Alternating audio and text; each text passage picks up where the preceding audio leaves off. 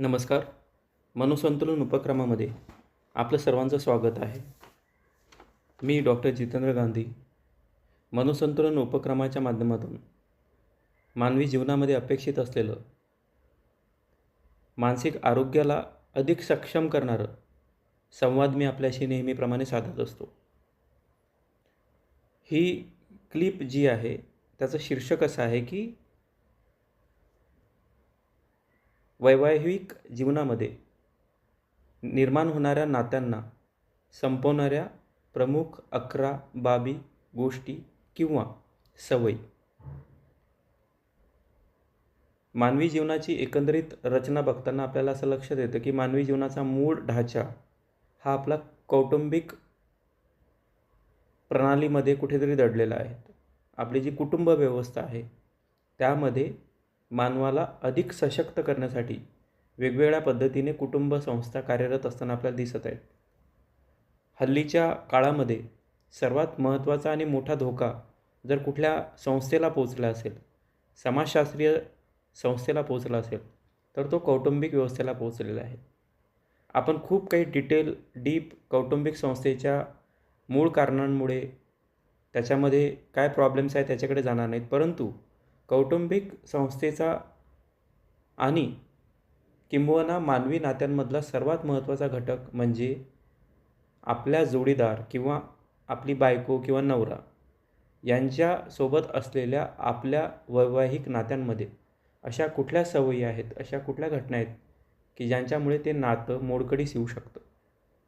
बऱ्याचदा काउन्सिलिंग क्षेत्रामध्ये काम करत असताना नवरा बायकोंच्या वादविवादामध्ये, नवरा बायकोंच्या ताटातूटमध्ये, नवरा बायकोंच्या भांडणांमध्ये, नवरा बायकोंच्या अंतर्गत मानसिक संघर्षामध्ये आम्ही सातत्याने जेव्हा अभ्यास करतो तेव्हा असं लक्षात येतं की ह्या 11 घटना आहेत की ज्या खरं तर सर्वसामान्य प्रत्येकानेच टाळायला हव्यात आपल्या रिलेशनशिपमध्ये. If you are relationship, try to avoid all these mistakes. त्यातली पहिली सर्वात महत्त्वाची जी घटना किंवा जी बाब असू शकते की त्याला आपण म्हणतो की ट्रस्ट. जेव्हा आपण एखाद्या रिलेशनशिपमध्ये असतो, वेदर इट इज मॅरिड, तुम्ही त्याच्यासोबत मॅरेजमध्ये आहात किंवा इनफॉर्मल रिलेशनशिपमध्ये आहात, जेव्हा एखाद्या जोडीदारासोबत तुम्ही रिलेशनशिपमध्ये आहात तेव्हा त्या रिलेशनशिपची सर्वात महत्त्वाचं फाउंडेशन आहे की विश्वास. 100% तुम्ही त्या जोडीदारासोबत आहात का, किंवा त्या जोडीदारासोबत असताना दुसऱ्या जोडीदारासोबत तुम्ही कुठेही एंगेज नाही आहेत याची खातरजमा मात्र तुम्ही करून घ्यायला पाहिजे. मनाने एकाकडे आणि शरीराने दुसऱ्याकडे, किंवा शरीराने दुसऱ्याकडे आणि मनाने एकाकडे, ही जर बाब त्या रिलेशनशिपमध्ये असेल तर आज नाही तर उद्या त्या रिलेशनशिपमध्ये कुठेतरी कॉन्फ्लिक्ट्स निर्माण होणारच आहेत. त्यामुळे पहिलं जे महत्त्वाची बाब आहे जी या नात्यांना धोका पोचवू शकतं की त्या नात्यांमध्ये एकांमेकांवर विश्वासच नाही आहे, एकांमेकांबद्दल विश्वास नाही आहे, किंवा आपल्या स्वतःवर विश्वास नाही की हे नातं मी कॅरी ऑन चांगल्या पद्धतीने करू शकेल. त्यामुळे नात्यांना उद्ध्वस्त करणारं सर्वात महत्त्वाचं पहिलं घटक म्हणजे लॅक ऑफ ट्रस्ट. एकांमेकांबद्दल विश्वासच नाही आहे त्यांना. दुसरी जी सर्वात महत्त्वाचा घटक आहे की नात्यांमध्ये प्रामाणिक असणं. वेगवेगळ्या बाबींमुळे, वेगवेगळ्या घटनांमुळे किंवा वेगवेगळ्या काळाच्या प्रवाहामध्ये नात्यांमध्ये खूप साऱ्या तणावपूर्वक गोष्टी घडत असतात आणि मग नातं वेगवेगळ्या वळणावर जात राहतं. वेगवेगळ्या वळणावर वेगवेगळी माणसं त्या नात्यांमध्ये कदाचित एंडल्ज होऊ शकतात, गुंतू शकतात. आणि म्हणून ट्रस्टच्या नंतर जर दुसरा महत्त्वाचा घटक कुठला असेल की आपण आपल्या नात्यांमध्ये प्रामाणिक राहणं. आपल्या एका नात्यामध्ये असताना कुठल्याही दुसऱ्या नात्यामध्ये आपण न गुंतणं हे फार महत्त्वाचं असतं. तुम्हाला गुंतायचंच असेल तर पहिलं नातं संपूर्णपणे संपवून मग दुसऱ्या रिलेशनशिपबद्दल तुम्ही जर विचार करत असाल तर ती खरं तर कौतुकास्पद गोष्ट आहे. परंतु तुम्ही एका रिलेशनशिपमध्ये आहात आणि परत एका दुसऱ्या रिलेशनशिपमध्ये पण तितक्याच सशक्त प्रमाणात तुम्ही तिथे पण उपलब्ध आहात. So that is not good. तर त्याच्यामुळे नात्यामध्ये प्रामाणिक असणं, विश्वास असणं गोष्ट वेगळी, आणि नात्यांच्या प्रामाणिकतेच्या कसोटीवर उतरणं हे पण फार महत्त्वाचं आहे. तिसरी सवय जी आहे जी अशी आहे की नात्यांमध्ये एकमेकांची काळजी न घेणं किंवा एकमेकांना शाबासकी न देणं. तुम्हाला कदाचित हे ऐकून थोडंसं शॉक पण लागेल की मोठ्या माणसांनासुद्धा शाबासकी हवी असते का? पण मी असं म्हणेल की एखाद्या वृद्ध माणसालासुद्धा शाबासकी असणं त्याच्या आयुष्यामध्ये खरं तर हवीशी असते. प्रत्येकाला असं वाटतं की माझं कोणीतरी कौतुक करावं आणि कौतुक केल्यानंतर त्या रिलेशनशिपमधली बॉन्डिंग वाढत असते. कोणीतरी माझी काळजी करावं आणि काळजी, कौतुक याच्यासाठी खूप काही खर्च लागत नाही, त्याच्यासाठी खूप काही आर्थिक बाबी असण्याची गरज नाही. परंतु हे सातत्याने दर्शवल्यामुळे त्या रिलेशनशिपमध्ये एक बॉन्डिंग मोठ्या प्रमाणात वाढत असते. त्यामुळे एकामेकांच्या गरजा पूर्ण करण्यामध्ये ही गरजसुद्धा मानवी जीवनाची असते की कोणीतरी माझी काळजी घ्यावी, कोणीतरी मला शाबासकी द्यावं किंवा कोणीतरी आयुष्यामध्ये मला प्रोत्साहन द्यावं. So somebody should love me and I should love someone. Somebody should appreciate me and I should appreciate to someone. हे अतिशय महत्त्वाची सवय आहे की जी आपण युजली त्याच्याकडे निग्लेक्ट करतो. चौथी जी महत्त्वाची सवय आहे की संवाद, द कम्युनिकेशन पॅटर्न. म्हणजे आपण जोडीदारासोबत कशा पद्धतीने संवाद करतो, त्याची पातळी काय, त्याचा स्तर काय आणि वारंवारिता म्हणजे सातत्याने संवाद करतो का? संवाद करणं म्हणजे नुसतं बोलणं नाही, तर संवाद करणं याचा अर्थ की त्या संवादामध्ये सहभाग घेणं. आपला जोडीदार आपल्याशी बोलतो आहे आणि आपण मोबाईल बघतो आहे, that cannot be consider as a communication. Communication याचा अर्थ की somebody or someone is talking to you and wholeheartedly 100% तुम्ही अटेन्शन देत आहे. बऱ्याचदा असा प्रश्न निर्माण होतो की बरेच वर्ष नात्यांमध्ये राहताना खरं तर गरज असतं का इतकं अर्थपूर्ण संवादामध्ये समाविष्ट होण्याची? परंतु जेव्हा तुम्ही 100% त्या संवादामध्ये असता तेव्हा समोरच्या व्यक्तीला कोणीतरी आपलं ऐकून घेतं आहे, कोणीतरी आपल्याला ऐकतं आहे, ही एक सायकोलॉजिकल गरज त्यांची पूर्ण होत असतं. त्याच्यामुळे आपल्या कम्युनिकेशनमध्ये if you are in a communications with your partner, be there for 100%. नंतरचा एक महत्त्वाचा मुद्दा आहे की नात्यांमधली मर्यादा ओलांडणे. बऱ्याचदा आपण नात्यांमध्ये शिवीगाळ करतो, मारहाण करतो, सासरच्या मंडळींना चित्रविचित्र काहीतरी बोलतो, खूप साऱ्या जुन्या घटना उकरून काढतो आणि त्या नात्याला एक वेगळीच झालर मिळत असते. त्यामुळे ते नातं महत्त्वाचं आहे, ते रिस्पेक्टफुल आहे, ते नात्यांना मानवी मर्यादेची चौकट घालणं हे पण खूप महत्त्वाचं आहे. त्याच्यामुळे आपल्या जोडीदाराशी बोलताना आपण मर्यादेमध्ये वागतो आहे, मर्यादा सांभाळून बोलतो आहे, हे पण खूप महत्त्वाचं आहे. आता असा पण प्रश्न होऊ शकतो की समोरचा व्यक्ती जर मर्यादा पाळत नसेल तर तो त्याचा लुकआउट झाला. परंतु जेव्हा तुम्ही रिलेशनशिपमध्ये आहात, जेव्हा तुम्ही त्या रिलेशनशिपला महत्त्व देता, तेव्हा त्या रिलेशनशिपमध्ये तुम्ही स्वतःहून मर्यादा ओलांडायला नको आहेत.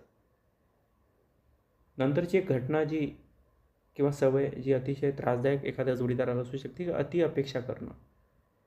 म्हणजे आपल्या पार्टनरने बहुतांशी सर्वच पॅरामीटरवर खरं उतरावं, सर्वच पॅरामीटरवर परफॉर्म करावं.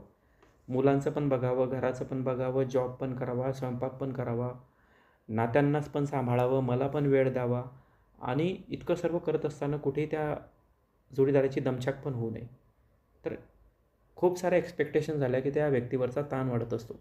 त्यामुळे आपण ज्या नात्यांमध्ये आहोत तेव्हा आपल्यासोबत राहणाऱ्या व्यक्तीचं आपण आपल्या बाजूने खूप जास्त अपेक्षा तर करत नाही आहोत ना, याची सुद्धा आपण काळजी घ्यायला हवी. नंतरची जी सवय आहे, 7वी सवय, जी असं आहे की आपलं वागणं, बोलणं, आपलं व्हर्बल, नॉन व्हर्बल कम्युनिकेशन हे कुठेतरी तपासून घेऊन रिलेशनशिपमध्ये ते वापरायला हवं. बऱ्याचदा आपण अतिशय चित्रविचित्र अशा वेगवेगळ्या व्हर्बल, नॉन व्हर्बल एक्सप्रेशन देऊ शकतो, परंतु त्याचा दूरगामी परिणाम त्या नात्यांवर पडू शकतो. उदाहरणार्थ बोलताना आपण आपल्या जोडीदारासोबत, काय बावळट, तुला अक्कल नाही आहे का, तुला समजत नाही का? आता this is something very typical kind of communication, verbal, non verbal communication.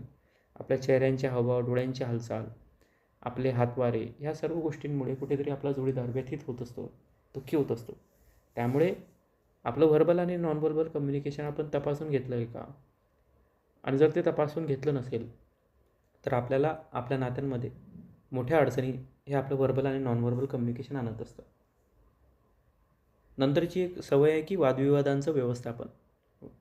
नवरा बायको आले दीर्घकाळ सोबत राहायचं म्हटलं, 2 वेगळे विचार आले, 2 वेगळे मतभिन्न आले, 2 वेगळे लैंगिकदृष्ट्या, सामाजिकदृष्ट्या, आर्थिकदृष्ट्या, शैक्षणिकदृष्ट्या वेगवेगळे व्यक्ती जेव्हा एकत्र येतात तेव्हा त्याच्यामध्ये वादविवाद होणं स्वाभाविक आहे. परंतु त्या वादविवादांचं व्यवस्थापन ते कसं करतात आणि ही त्या नात्याची जमेची बाजू असू शकते. वादविवाद बहुतांशी सर्वच नात्यांमध्ये होत असते, असं कुठलंही नातं नाही आहे. किंबहुना आईवडिलांच्या नात्यामध्ये सुद्धा आपले वादविवाद होतात, परंतु त्या वादविवादांचं व्यवस्थापन आपण कसं करतो हेच त्या नात्यांमधलं सौंदर्य आहे. पुढची अजून एक सवय जी आहे की जी आपण बाळगायला हवी ती आहे की नात्यांमध्ये एकमेकांना सन्मान देणं. कुठल्याही परिस्थितीमध्ये त्या नात्यांना अनडिग्निफाईड न करणं किंवा त्याच्यातली डिग्निटी न काढून घेणं हे खूप गरजेचं आहे. एखाद्या नात्यांमधून आपण त्या नात्यातले सन्मानच काढून घेतला तर त्या नात्यांमध्ये फारसं काही उरत नाहीत. जसं एखाद्या झाडाला हिरवी पालवी फुटताना ते झाड एक वेगळ्याच स्तराचं सौंदर्य देतं, त्याच पद्धतीने जेव्हा तुम्ही जोडीदाराला नात्यांना सन्मान देता तेव्हा ते नातं नेहमीसाठीच टवटवीत राहतं. त्यामुळे आपल्या नात्यांमध्ये आपण सन्मान देतो आहे की नाही याचीसुद्धा तुम्ही काळजी घ्यायला हरकत नाहीत. नंतरची एक जी सवय आहे की शारीरिकदृष्ट्या, सेक्शुअल रिलेशनशिपमध्ये, मानसिकदृष्ट्या, भावनिकदृष्ट्या, आता ह्या तिन्ही गोष्टी मी एकामेकांशी जोडलेल्या आहेत. कारण शारीरिक, मानसिक, भावनिक या गोष्टी आपण सेपरेट नाही करू शकत. Suppose if you are giving sexual pleasure to your partner but not emotional and psychological support, तर ते कुठेतरी इम्बॅलन्सिंग होण्याची दाट शक्यता आहे.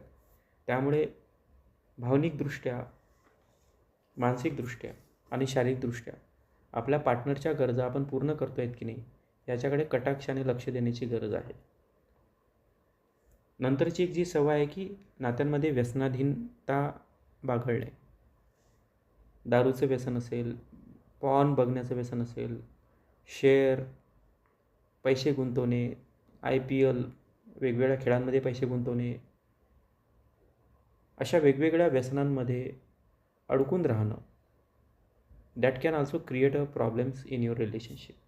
त्याच्यामुळे आपण कुठल्याही व्यसनामध्ये न आहोत ही काळजी प्रत्येक जोडीदाराने घ्यायला हवी. सिगरेट, तंबाखू, दारू, गांजा वेगवेगळे व्यसन्स आहेत आणि या सगळ्या व्यसनपासून आपण कशा पद्धतीने लांब राहू शकतो की जी आपल्या जोडीदाराला फार अपेक्षित असतं. आणि खरं तर 11 सवयी झालेल्या आहेत, परंतु ह्या सर्व सवयींना जी महत्त्वाचा जो पाया आहे तो आहे की अर्थशास्त्र. प्रत्येक जोडीदाराने रिलेशनशिपमध्ये एंगेज होत असताना आपल्या कुटुंबाचं आणि आपल्या जोडीदाराचं अर्थशास्त्र किंवा आर्थिकदृष्ट्या आपण कशा पद्धतीने सक्षम राहू याची पण काळजी घ्यायला हवी. त्यामुळे आपला जमा आणि आपला खर्च आणि मग आपल्या गरजा आणि आपल्या अपेक्षा यांच्यामध्ये कशा पद्धतीने सांगड घालून आपल्या जोडीदाराचं आणि आपलं भवितव्य आपण कशा पद्धतीने सिक्युअर करू शकतो याची पण काळजी या नात्यांमध्ये घ्यायला हवी. क्लिप थोडीशी लांब झालेली आहेत, परंतु हा विषयच इतका गुंतागुंतीचा आहे की याबद्दल बोलायला साधारण 15 मिनटं तर अपेक्षितच आहेत. तर मला असं वाटतं की ही क्लिप ऐकून आपण आपल्या सजेशन्स आणि आपले अभिप्राय नक्की मला द्याल. Thank you so much one and all.